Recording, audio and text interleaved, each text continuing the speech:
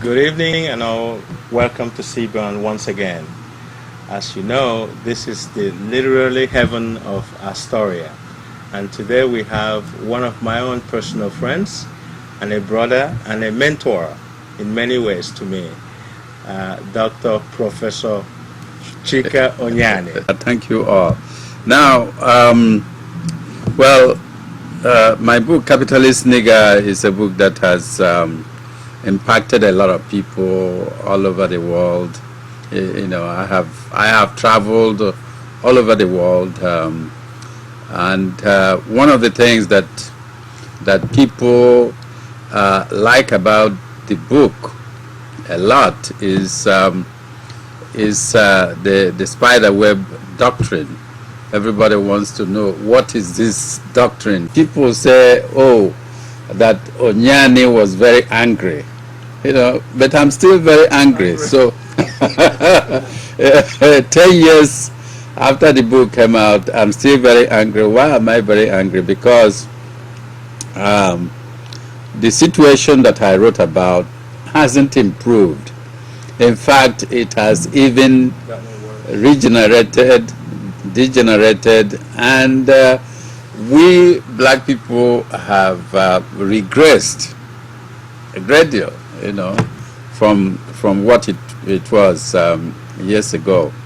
And so when I looked at what we were going through, so I decided that it is time for us, for me at least, for my own self, it was necessary for me to tell my people, to be very frank with my people. And in being frank, I wanted to make sure that they understand that nobody is responsible for what is happening to the black community other than the black community itself. And the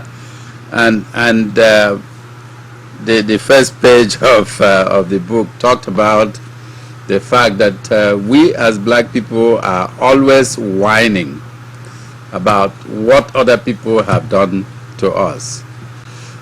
So that is why I wrote the book, and everybody is always saying, oh, how can you use this, as Dr. Chekwa said, how could you use this pejorative word? The word that the majority of black people hate very much. Even Oprah, initially Oprah's office requested it for the book, but you know, when it was hardcover. And when they got it, we started calling them. They didn't return our calls anymore. And eventually, in one of her programs, she said she hates the use of the word nigger. She doesn't want to hear it. So at that time, I understood why we did not get a call back after they requested the book and we sent it to them.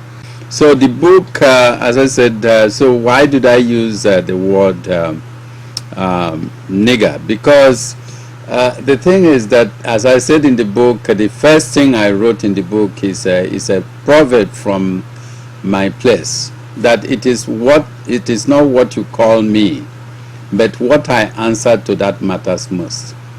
So calling me a nigger, if you're a white man, I will join you and say nigger, nigger, nigger, you know, so what does it, it's not going to do anything to me, you know, so it doesn't really matter. And moreover, some of us decided that this word should be made irrelevant.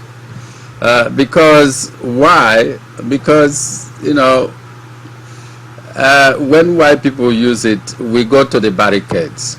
And you know, some of us I feel we are making white people superior to us, that we should not be doing that.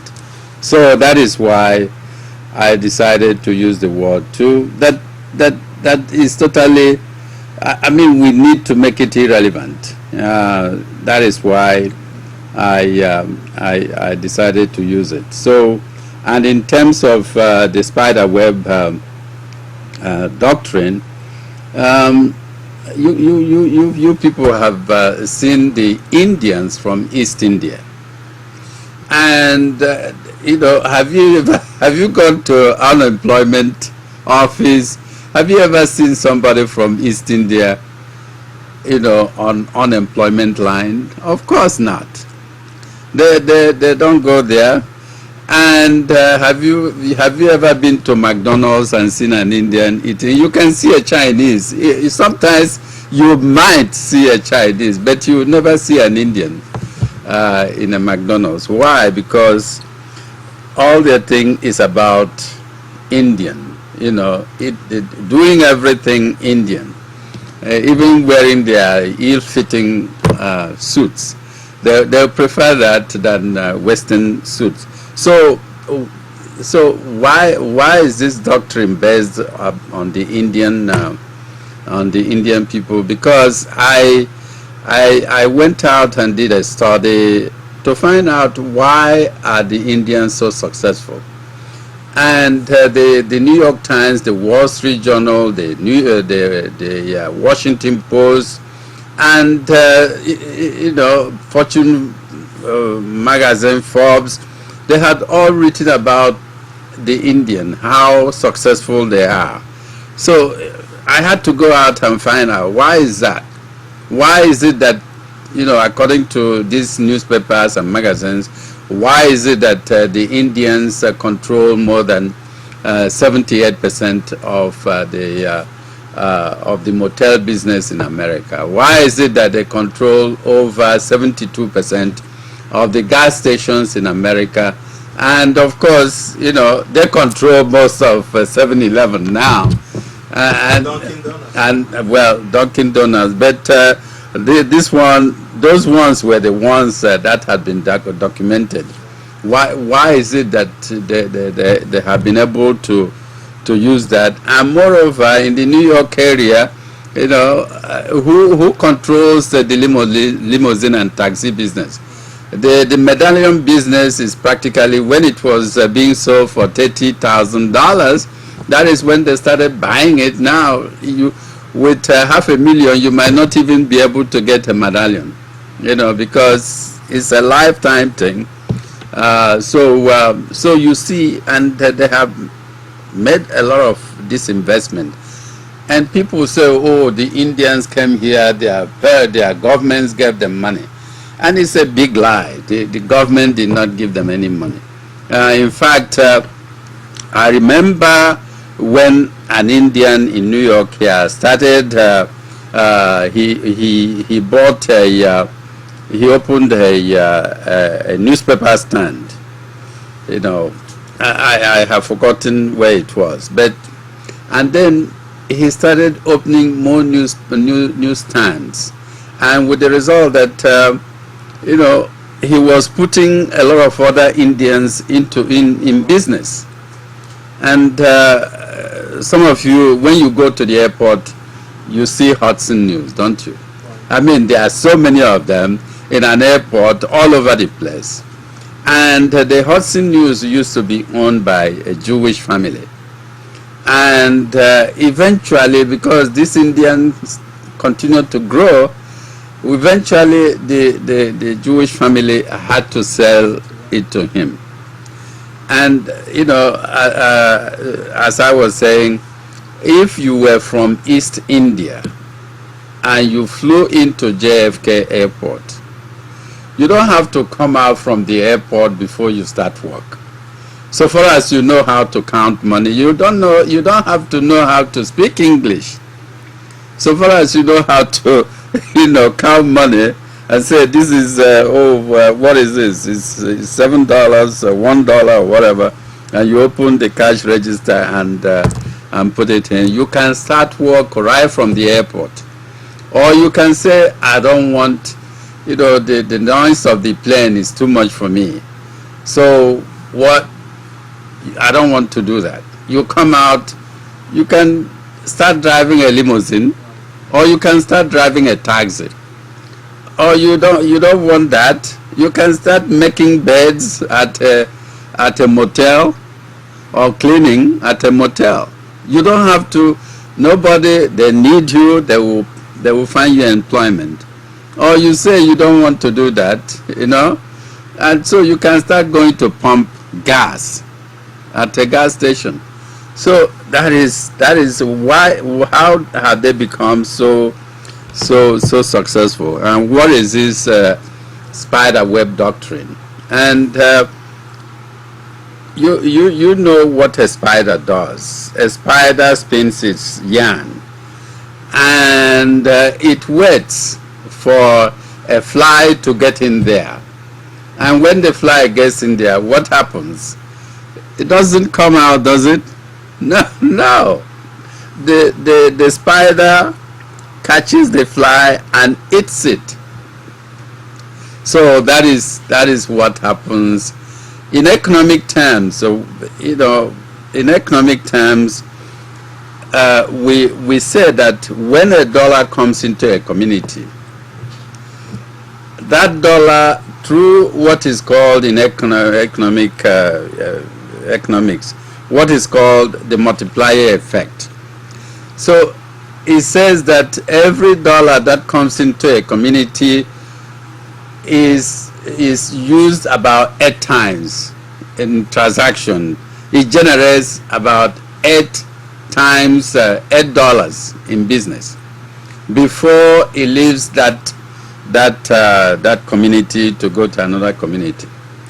But because of the fact that the Indians patronize themselves, they don't like, as I said, I love the Indians. They are they are the most selfish people. But I love them because, I like what they do. Let me just interject and ask you this question before I forget. Is that really good for a society that is a plural society with people from all over angles of the world? Mm-hmm. Is that the why do you like most about that style of business?